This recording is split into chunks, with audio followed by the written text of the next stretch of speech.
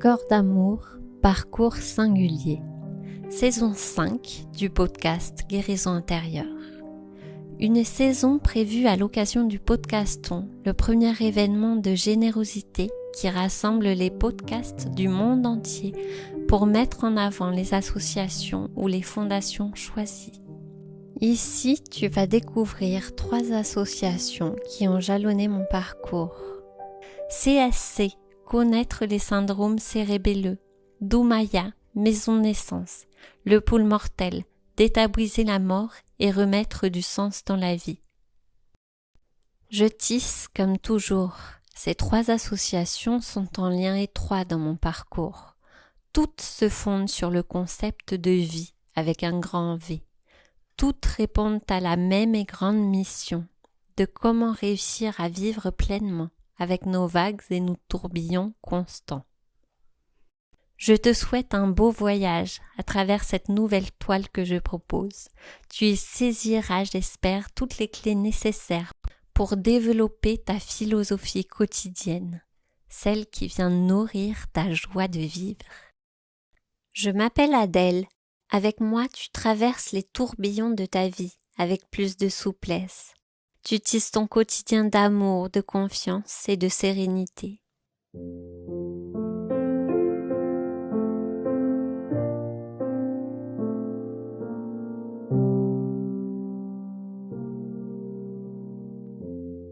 Bonjour Emmanuel, merci d'être avec moi aujourd'hui. Bonjour Adèle. Alors pour resituer dans le contexte, avec Emmanuel, on a créé une association qui s'appelle le Pôle Mortel. Donc on est 3 fondatrices. Mais voilà, l'idée de base vient d'Emmanuel. Donc aujourd'hui, ça m'intéressait de l'interviewer sur ce qui t'a amené à être intéressée par tout ce milieu autour de la mort. Et puis ensuite, on vous présentera l'association en quelques mots. Mais écoute Adèle, déjà merci de m'avoir invitée pour pouvoir que je puisse partager justement mon parcours. Je pense qu'au départ, c'était pas très bien engagé que je fasse un métier qui touchait à la mort, puisque en fait dans ma famille, la mort c'est quand même assez tabou, même encore. C'est assez difficile d'engager la conversation, même avec mes parents. Mais moi j'ai perdu mon grand-père, j'avais pas tout à fait 13 ans. Des suites d'un cancer, donc je l'ai vu se dégrader au fur et à mesure du temps. Je sais pas pourquoi, mais quand il est décédé, donc on l'avait gardé à la maison, et j'ai voulu aller le voir. Je peux pas expliquer ce qui s'est passé. J'ai voulu aller le voir, et quand je suis rentrée dans la chambre où il était, en fait il y avait un thanatopracteur qui était en train de lui faire des soins de conservation. Donc cette personne m'a fait sortir donc de la pièce. En fait, je me revois toujours ouvrir cette pièce et vouloir aller voir mon grand-père, et on m'en a empêché en fait à ce moment-là.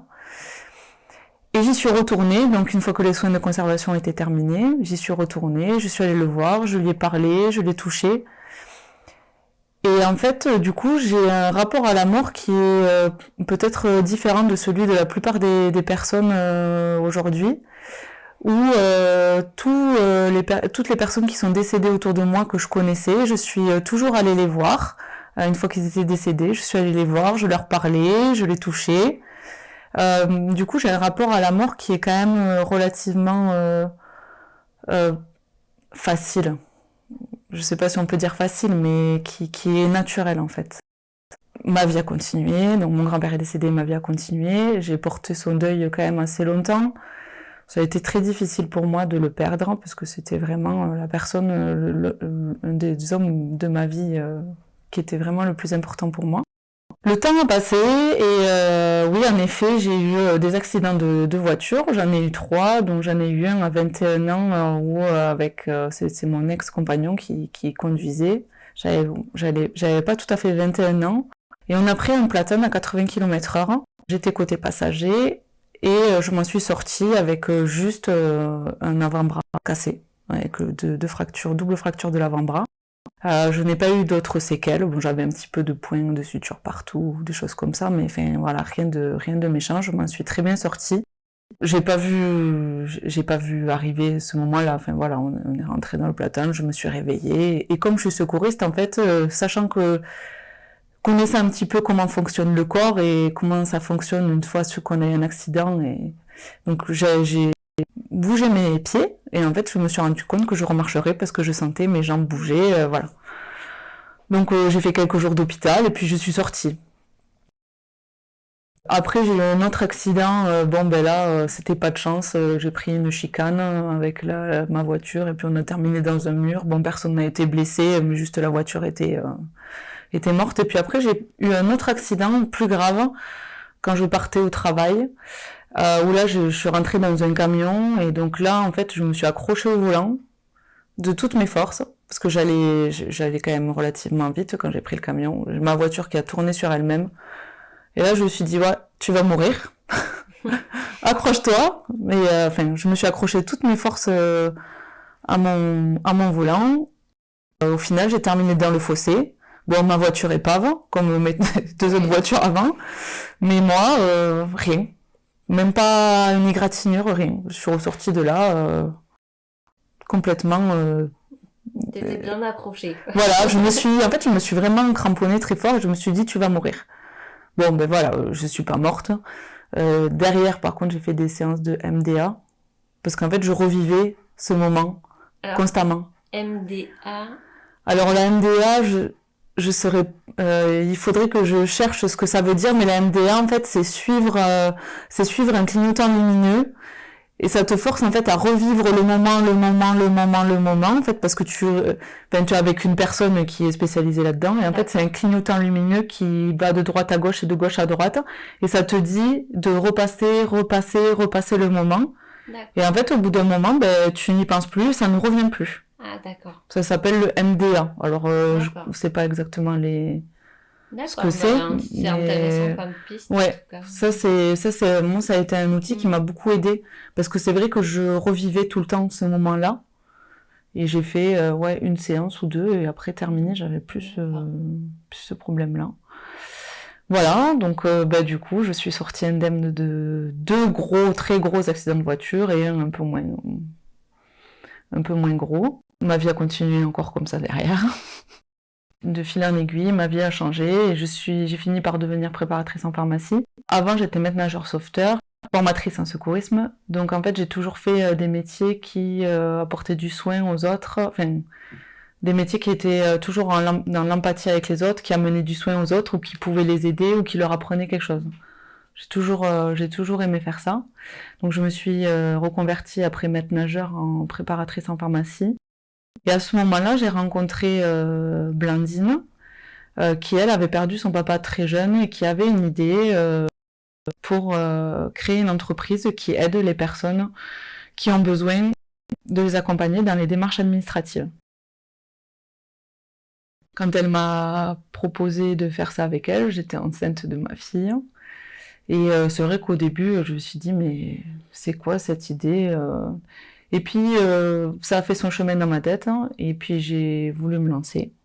Et ça fait du coup bientôt 5 ans que je fais ça, donc j'accompagne les personnes qui sont en difficulté dans l'administratif suite à décès, donc je m'occupe de toute la paperasse à leur place, hein, ce qui leur permet en fait de commencer à initier leur deuil plus facilement, plus sereinement. C'est là que je me suis rendu compte que niveau accompagnement au deuil, en fait, il n'y avait pas grand-chose qui existait, ou en tout cas, même s'il y a des choses qui existaient, elles n'étaient pas identifiées, elles n'étaient pas connues. Et puis moi, je me sentais un peu seule aussi dans mon métier, où justement, je rencontrais pas d'autres personnes qui faisaient pareil que moi, qui accompagnaient au deuil, ou qui pouvaient accompagner les personnes. Donc du coup, j'ai recherché d'autres personnes qui étaient un petit peu dans le même...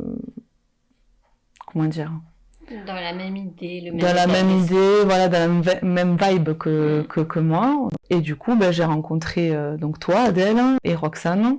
Il y a eu cette idée de créer une association qui va aider les personnes sur la fin de vie, au moment du décès et après sur le deuil. Ça, c'était quelque chose parce que je trouvais qu'il n'y avait pas une offre complète, en fait, il n'y avait pas quelque chose de vraiment complet, identifié, qui pouvait apporter vraiment une aide concrète à tous ceux qui la recherchaient, et aussi d'apporter un soutien à tous toutes les personnes qui gravitent autour de ces métiers de la mort et du funéraire et qui souvent se retrouvent isolées.